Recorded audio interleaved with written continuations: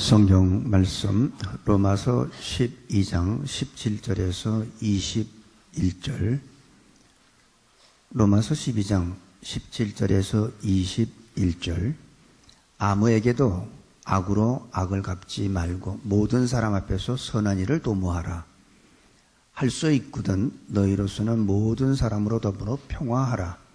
내 사랑하는 자들아, 너희가 친히 원수를 갚지 말고 진노하심에 맡기라. 기록되었으되 원수 갚는 것이 내게 있으니 내가 갚으리라고 주께서 말씀하시니라. 내 원수가 줄이거든 먹이고 목마르거든 마시우라. 그리함으로 네가 숯불을 그 머리에 쌓아 놓으리라. 악에게 지지 말고 선으로 악을 이기라. 아멘. 오늘 저 12장 마지막 부분입니다. 사람이 살아가면서 이 감정 중에서 가장 해결하기 힘들고 조절하기 힘든 감정이 있다면 미움입니다. 이 미움이란 감정은 한번 사로잡히면 빠져나오기가 힘들어요. 그냥 싫어요. 난 저 사람의 얼굴 보는 것도 싫고 저 사람의 목소리 듣는 것도 싫고 그냥 싫어. 이유가 없어요. 한번 이렇게 미움이란 게 들어오면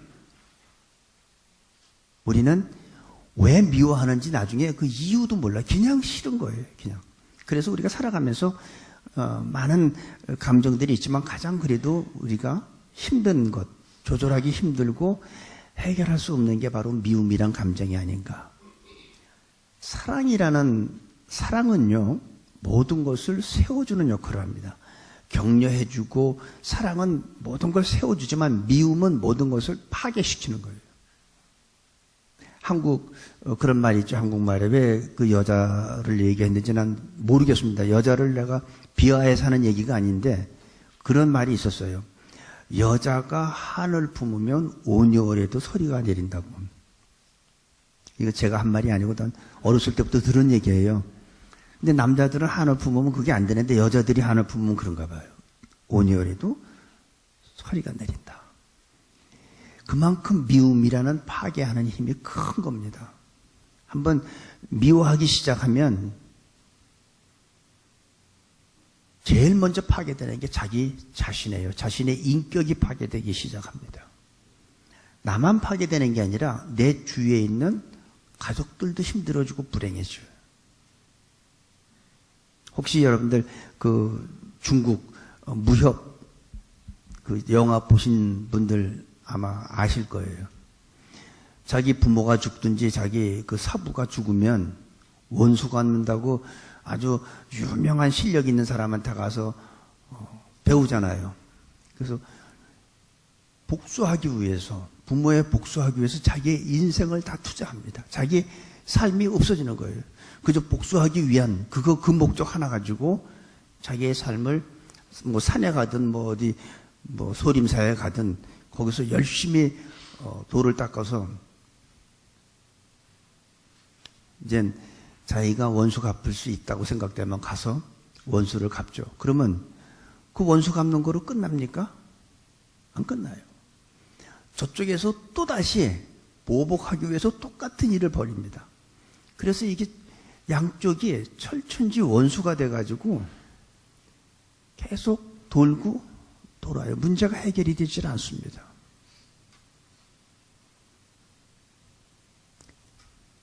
이 인간들한테 미움이라는 걸 주고 복수라는 걸 주고 원수라는 걸 마귀가 인간들한테 주는 전략이에요. 그래서 인간들을 파괴하게 합니다. 철저하게 파괴하죠. 자기 자신만 파괴되는 게 내 주위의 가족까지도 다 불행해져요. 근데 오늘 말씀은 그게 아니에요. 악을 악으로 갚지 말고 선으로 악을 이기랍니다. 이게 오늘 주시는 말씀이에요. 예수님은 뭐라고 그래요? 옛날에 우리 구약에 보면 그랬죠. 이에는 이, 눈에는 눈. 그런데 예수님은 뭐라 했어요? 내 이웃을, 원수를 사랑하라. 네 이웃을 네 몸과 같이 사랑하라 그랬어요. 여러분, 이게 굉장히 참 한번 생각해 보세요. 이웃을 내 몸과 같이 사랑한다는 얘기는 여러분들이 몸을 얼마나 사랑합니까? 자기 몸을. 그러니까 유기농만 먹잖아요. 조금 이렇게 뭐 소금이 많이 들어간 거 안 먹고, 얼굴에 바르는 화장품도 싸구려 안 바르고 좋은 거 바르려고 그러잖아요. 좋은 유기농 음식에다가 몸에 좋은 거, 얼마나 자기 몸을 사랑합니까? 그렇게 하라는 거예요, 이웃을. 그냥 아무거나 대충 걸치지 않잖아요. 예쁜 거, 명품, 자관 최고 좋은 거로 자기 몸에 걸치고 바르고 먹고 하는 게 그만큼 자기를 사랑하는데, 예수님이 원하는 건 네 이웃을 네 몸같이 사랑하는 거예요. 그런 정도로 사랑하라는 거죠. 오늘 이 말씀을 보면, 근데 여기서 보니까 내 원수가 줄이거든 먹이래요. 내 원수가 줄이면 먹이고, 목마르면 마시우게 하고, 그 다음에 말은 없지만 헐벗으면 입히라는 얘기도 아마 포함됐을 거예요. 근데 이것이 가능한가요? 여러분 할 수 있어요? 제가 말씀을 전하는 저나 들으시는 여러분들이 이거 할 수 있을까요? 전 못해요. 불가능하죠.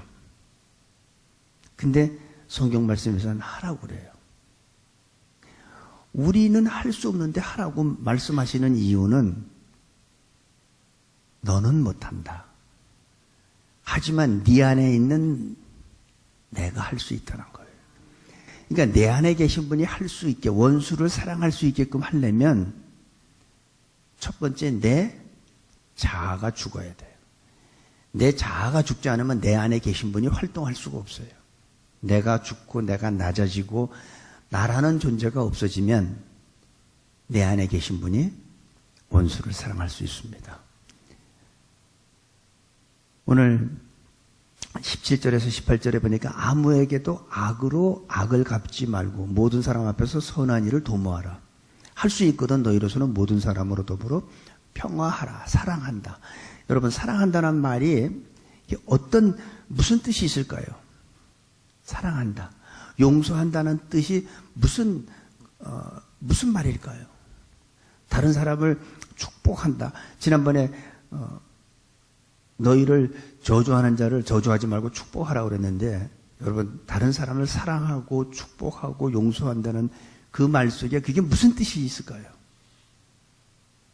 사랑한다는 것은 내가 좋아하는 사람을 사랑하는 것은 문제가 되지 않는데, 내가 원수 같은 사람을 사랑하는 것은 대가가 필요해요.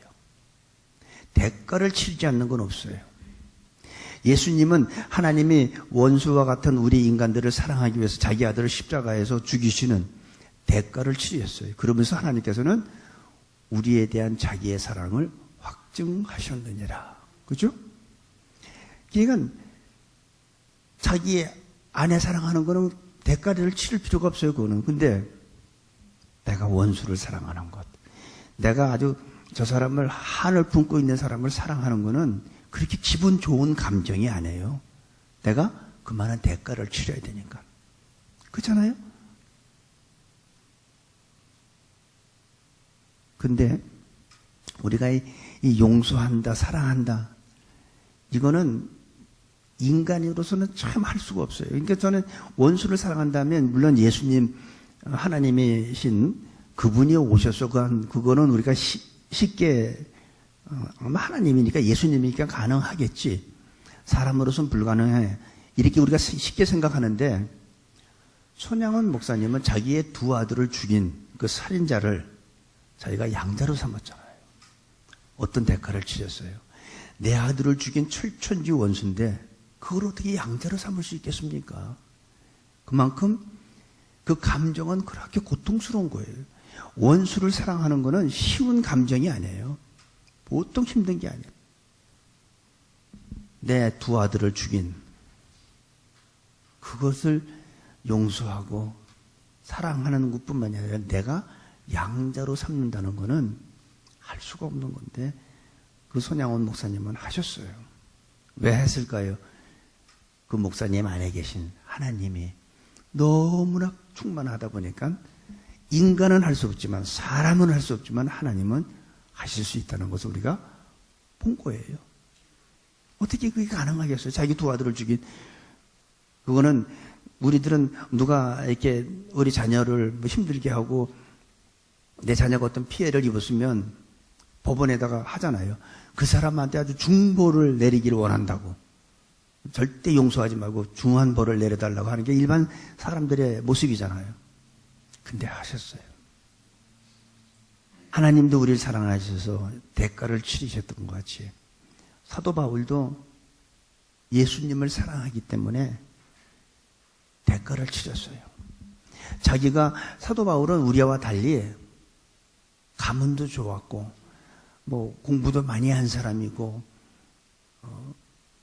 그 당시에는 꽤 상류층인 사람인데 얼마든지 잘 살 수 있는 사도 바울인데, 사도 바울은 예수님을 사랑하기 때문에 세상에서 누릴 수 있는 모든 권리와 조건과 그런 모든 것을 다 버렸어요. 다 배설물로 여겼어요.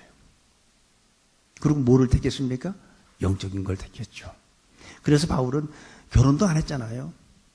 그리고 바울의 삶을 보면 얼마나 그 대가를 치렀는지 우리가 고린도 후서 11장 23절부터 27절까지 내용을 좀 보면은 한번 우리가 봅시다. 저희가 그리스도의 일꾼이냐 정신없는 말을 하거니와 나도 더욱 그러하도다. 내가 수고를 넘치도록 하고, 자, 옥에 갇히기도 더 많이 하고, 내도 수없이 맞고 여러 번 죽을 뻔하였으니 유대인에게 40에 하나 감한매를 5번 맞았으며, 그러니까 39대란 얘기죠. 40에 하나 감하면 39이죠. 39대를 맞은 거예요. 그 다음에 3번 태장으로 맞고 돌로 맞고 3번 파선을 하는데 일주일을 기쁨에서 지냈으며, 여러 번 여행에 강의 위험과, 강의 위험, 강도의 위험, 동족의 위험, 이방인의 위험, 신의 위험, 광야의 위험, 바다의 위험, 거짓 형제의 위험을 당하고, 또 수고하며 애쓰고 여러 번 자지 못하고 줄이며 목마르고 여러 번 굶고 춥고 헐벗어섰다고 이렇게 얘기를 합니다. 예수님을 사랑하기 때문에 바울은 이런 대가를 치렀습니다. 그래서 우리가 진짜 사랑하는 거는 그냥 기분 좋은 게 아니에요. 내가 고난이 있고 거기에 내가 어떤 대가를 치르지 않고는 진정한 사랑은 없다는 거예요. 바울은 예수님 사랑하기 때문에 자기가 그 많은, 여러분한테는 예수님을 사랑하기 때문에 어떤 대가를 치렀습니까? 아니, 대가는 고사하고 뭐 누가 조금만 오해만 해도 우리 발끈하잖아요. 응? 그게 우리의 모습 아닌가요? 근데 바울은 예수님을 사랑하기 때문에 자기가 누릴 수 있는 모든 것들을 다 포기하고 영적인 것을 취한 사람이에요. 바울만 그랬습니까? 스데반 집사도 그랬죠. 우리 사도행전 7장에 보면 스데반 집사가 유대인 앞에서 설교를 쫙 하고 나중에 어떻게 됩니까? 돌에 맞아 죽는 고난을 택했습니다. 그런데 한결같이 예수님을 위해서 그런 고난을 받았지만 바울도 그렇고 실라도 그렇고 스데반도 그렇고 한 번도 원망한 적이 없어요. 하나님, 어떻게 나한테 이럴 수가 있습니까? 내가 하나님을 위해서 얼마나 수고하고 애쓰는데 왜 나한테 이런 어려움을 주십니까? 원망이 없다는 거예요. 이게 중요한 거예요. 진짜 하나님을 사랑하면 우리들도, 여러분들이 신앙생활 하면서 예수님을 위해서 살다가 보면 어떤 오해도 있고 어떤 좀 고난이 온다 하더라도 원망하지 말라는 거죠. 원망하는 사람은 진짜 주님을 사랑하는 게 아니죠. 손양원 목사가 자기 두 아들을 죽인 그 자를 어떻게 용서하고 양아들로 받을 수 있겠습니까? 진짜 사랑하면 그런 대가를 치르는 거예요. 오히려 바울과 실라는 억울하게 감옥에 잡혔는데 어떻게 합니까? 아침 새벽에 하나님을 찬양해. 하나님을 원망하는 게 아니라 하나님을 찬양합니다. 그러니까 기적이 일어나는 거예요. 옥토가 흔들리고 옥문이 열리고 지진이 나면서 그런 놀라운 사건을 경험하는 겁니다. 우리가 예수님을 사랑한다는 이유 때문에 나는 과연 어떤 고난을 받았나? 여러분 몸에 예수님의 흔적이 있기를 원합니다. 내가 예수님을 사랑하기 때문에 받는 어떤 흔적이 있어야 돼요. 전쟁터에 군인들이 나가서 싸우면 총상 입은 흔적도 있고 수류탄 파편 맞은 흔적도 있잖아요. 흔적이 있어야 돼요. 내가 예수 믿는데 너무 고우면, 온몸이 너무 고우면 안 돼. 뭔가가 예수님 때문에 악한 것들과 어둠의 세력들과 싸운 어떤 흔적이 있어야 될 거 아니에요. 있어야 돼요. 우리는 예수님 때문에 이런 고난을 경험해 본 적이 과연 우리는 있을까? 저는 제가 한번 생각을 해봤어요. 나는 예수님 때문에 이런 고난을 경험해 본 적이 있나? 근데 가끔 가다 보면 오해를 받은 적은 있죠. 근데 그것도 네가 직접 복수하지 말라는 거예요. 원수 갚는 것은 하나님한테 맡기라는 거예요. 원수 갚는 것. 우리가 계속 12장에 들어와서 보니까 하나가 되라. 성령의 하나 되게 한 것을 힘써 지키라. 서로 사랑하라. 그런데 우리가 서로 하나가 되고 사랑하려면 어떻게 해요? 자기 것을 주장하면 하나가 안 됩니다. 그죠? 서로 자기 것을 주장하는데 어떻게 하나가 되겠어요? 근데 자기 것을 포기하는 겸손함이 있으면 하나가 돼요.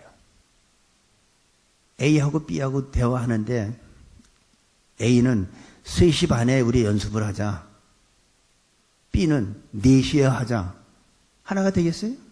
근데 둘 중에 한 사람이 포기하면 자기의 생각을 접으면 하나가 되잖아요. 내가 내 생각과 내 것을 포기하면 하나가 될 수 있는 겁니다. 낮아지면 됩니다. 하나님은 선한 사람이나 악한 사람이나 하나님이 사랑하는 자나 하나님이 미워하는 자들도 모두에게 하나님을 항상 똑같이 베풀어 주세요. 마치 하늘의 태양빛이 나무나 이런 풀 같은데, 꽃 같은데, 농산물 그런 데만 햇빛이 쫙 비춰줍니까?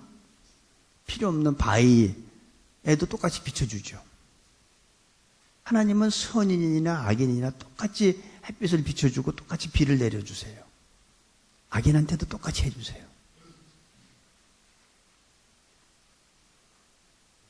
동일하게 하나님은 주십니다. 오늘날 우리 그리스도인들이나 우리 교회를 보거나 또 다른 교회를 봐도 우리가 보면 사람도 많아지고 건물도 많아지고 돈도 많고 똑똑한 사람도 많이 있는데 잃어버린 게 하나 있습니다. 주님의 사랑을 잃어버렸어요. 내가 사랑하고 싶은 것만 사랑해요. 근데 주님의 사랑은 뭐예요? 원수까지도 사랑하라는 그 하나님의 사랑을 잃어버린 거라고 저는 생각이 됩니다. 19절 보니까 내 사랑하는 자들아 너희가 친히 원수를 갚지 말래요. 너희가 친히 원수 갚지 말고 원수 갚는 것은 내게 있으니 내가 갚으리라고 하나님께서 말씀해 주시는 거예요. 니네들이 직접 원수 갚지 말라는 거예요. 원수 갚는 건 나한테 맡겨라. 내가 하겠다는 거예요. 너는 원수 갚지 말고 뭐 하라는 거예요? 그를 위해서 기도하고 그를 사랑하라는 거죠. 그가 헐벗으면 미피라는 거예요. 그가 굶주리면 먹이라는 거예요. 그가 목마르면 마실 거 주라는 거예요.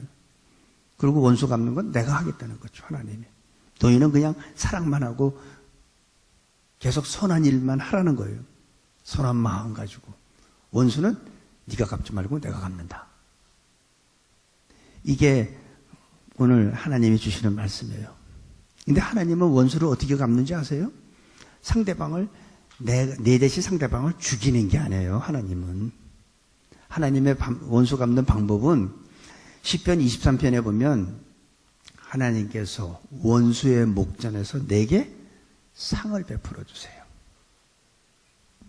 이게 원수 갚는 거예요. 이걸 쉽게 우리가 이해하려면 나하고 당신하고 똑같은 지금 위치야. 근데 갑자기 나를 대표이사로 하나님께서 나를 높여주신 거예요. 그러면 어떻게 돼요? 상대방보다 나를 높여주면 상대방이 미치죠. 그동안 나를 만만하게 봤는데 내가 대표이사가 되니까 상대방이 어떻게 했어요? 미치겠지. 억울하고 미치겠지. 화나고.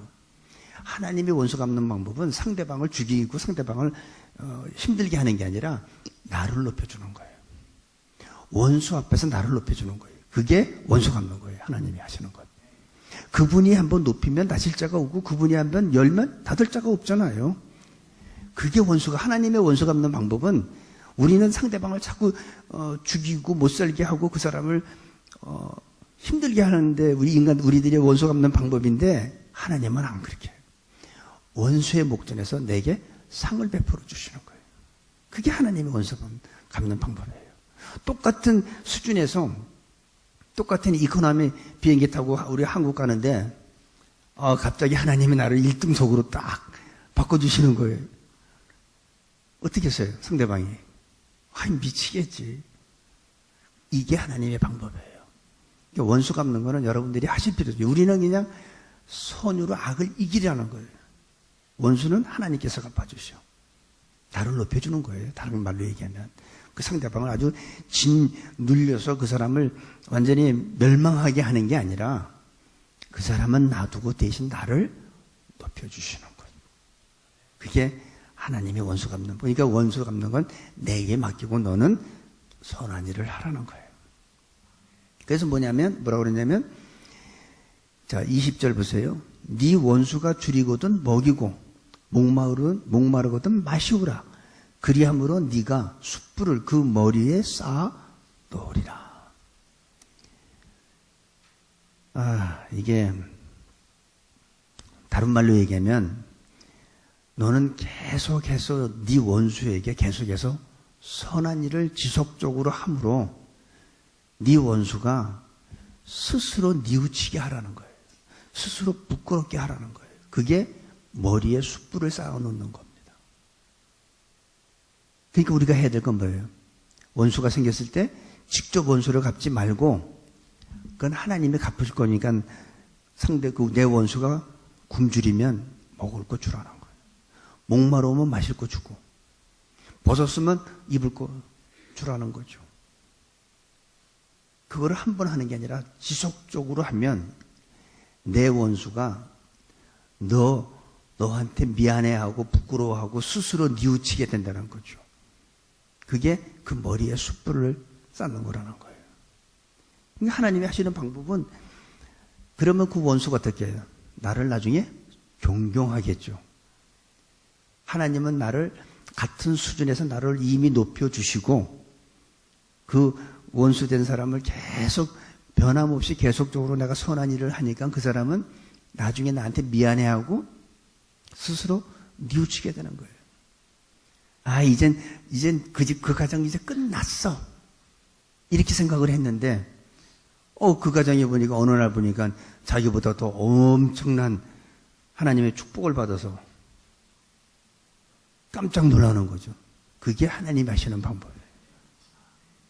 하나님이 하시는 건 아주 신묘막측해요. 그러니까 여러분들 복수는 끝이 없습니다. 어떤 사람은 내가 이건 꼭 복수해야 돼. 근데 나는 지금 너무 착해서 나는 지금 복수할 수가 없어. 난 좀 성격이 좀 마음을 다잡아야 되고 좀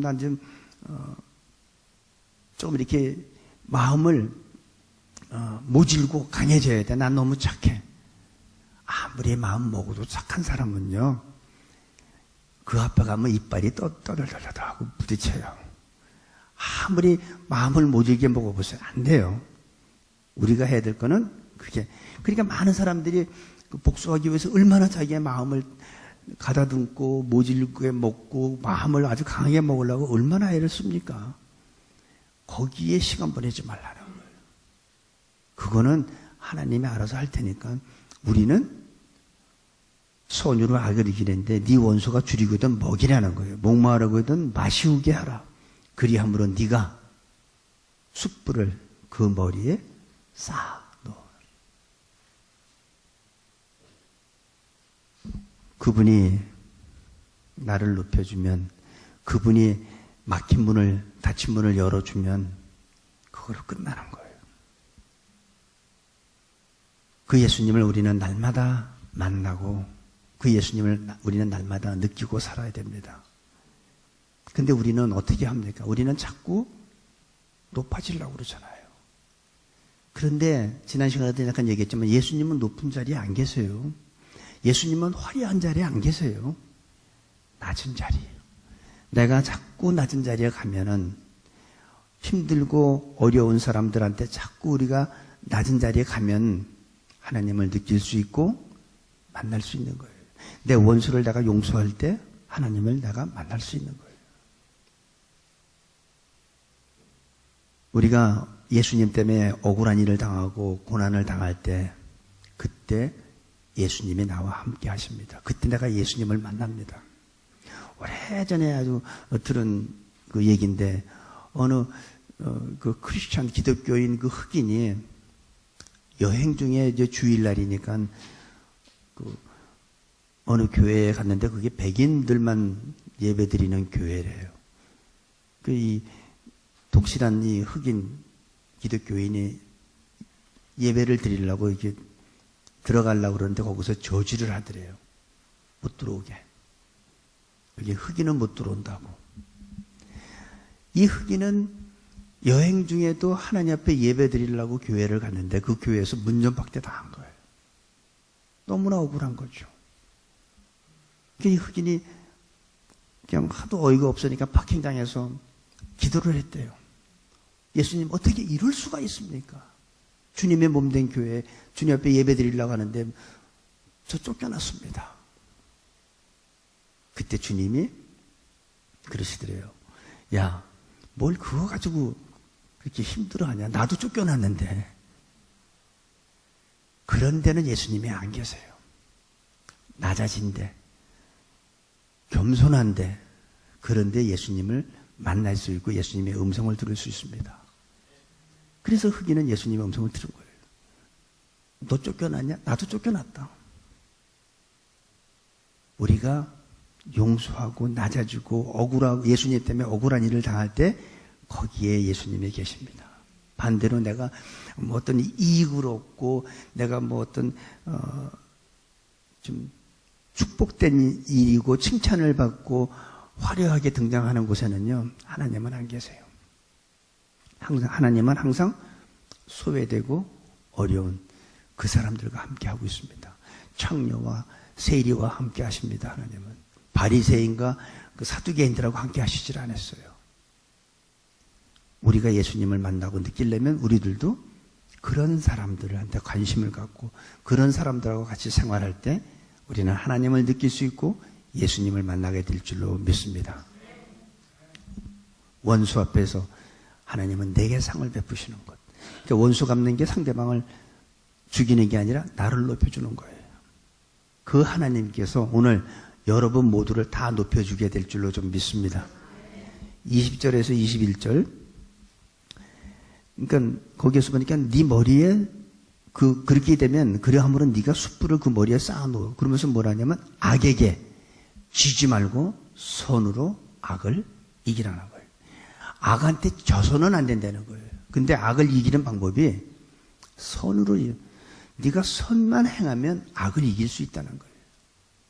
그러니까 어떻게 우리는 계속해서 악한테 지지 않으려면 똑같이 우리는 악으로 대하는 게 아니라 굶주리면 먹을 거 주라는 거예요. 목마르면 마실 거 주라는 거예요. 언제? 계속적으로. 계속적으로 우리가 줄이고 목마르고 그럴 때 우리가 계속 우리가 선을 베풀면 그 원수가 스스로 뉘우친다는 거예요. 스스로 깨닫게 된다는 거예요. 그게 악을 선으로 이기는 거예요. 그 머리에 네가 숯불을 쌓아 놓으리라. 그게 상대방을 부끄럽게 만든다는 얘기입니다. 얼굴이 후끈후끈되게 만드는 거예요. 그래서 여러분 악을 악으로 갚지 마시고 악을 선으로 이기시기 바랍니다. 그게 오늘 성경 말씀에서 우리에게 주시는 말씀이에요. 여러분, 혹시 미워하는 사람이 있습니까? 미워하지 마세요. 미워하면 하나님이 우리를 높여주시지 못해. 근데 하나님이 우리를 어떻게 할 때 높여주세요? 내가 미워하는 사람이 굶주리면 먹을 거 주고, 그가 목마르면 마실 거 주고, 그가 헐벗고 있으면 입히라는 거예요. 계속 그렇게 되면 하나님께서 나를 높이시고 선으로 악을 이기라는 거예요. 내가 악한 자에게 내가 악을 대하면 그거는 악한테 지는 거라는 거죠. 마귀의 전략은 우리를 자꾸 이렇게 악하게 만들어요. 그게 마귀의 전략이에요. 온 인류가 지금 마귀의 전략에 빠져서 악을 악으로 갚으려고 그러는데, 주님은 악을 악으로 갚지 말고 선으로 악을 이기라고 합니다. 그것이 우리의 갈 길이에요. 우리가 해야 될 일이 바로 그겁니다. 우리 새누리 성도 여러분은 악에게 지지 말고 선으로 악을 이기게 되시기를 바랍니다. 보니까 이렇게 됐습니다. 19절에 내 사랑하는 자들아. 여러분, 하나님의 여러분을 사랑하는 분들인데, 사랑받는 우리는 선으로 악을 이길 수 있다는 겁니다. 한 사람도 빠짐없이 악을 악으로 갚지 않고 선으로 악을 이기시는 우리 모두가 될 수 있기를 기도합니다. 특별히 이 사순절 기간에 우리 마음속에 혹시 내가 아직도 마음 한구석에 미워하는 사람이 있고, 그 사람이 나한테 아무것도 한 거 없는데 괜히 싫은 사람이 있을 거예요. 난 저 사람 목소리도 듣기 싫어. 아니, 저 사람 뒷모습도 난 보기 싫어. 그러는 사람이 있으면 이 시간 예배 끝나면 그냥 뭐 또 가서 또 금방 또 찾아가면 이 사람이 날 미워해서 날 이렇게 오해할지 모르니까 자연스럽게 접근해서 밥이라도 갖다 날라주고 마실 거라도 갖다 주고 해서 하세요. 그러면 하나님께서 나에게 상상할 수 없는 축복을 주실 겁니다. 선으로 악을 이기게 되는 우리 모두가 될 줄로 믿습니다. 기도하겠습니다. 아버지 하나님, 우리들은 모두 연약한 존재입니다. 사랑할 능력이 우리한테는 없습니다. 용서할 능력도 없습니다. 우리들이 익숙한 것은 분노와 우리들이 익숙한 것은 미워하는 겁니다.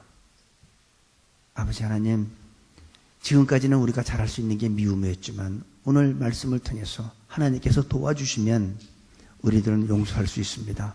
사랑할 수 있습니다. 축복할 수 있습니다. 이 시간 성령을 부어주셔서 선으로 악을 이길 수 있도록 도와주시옵소서.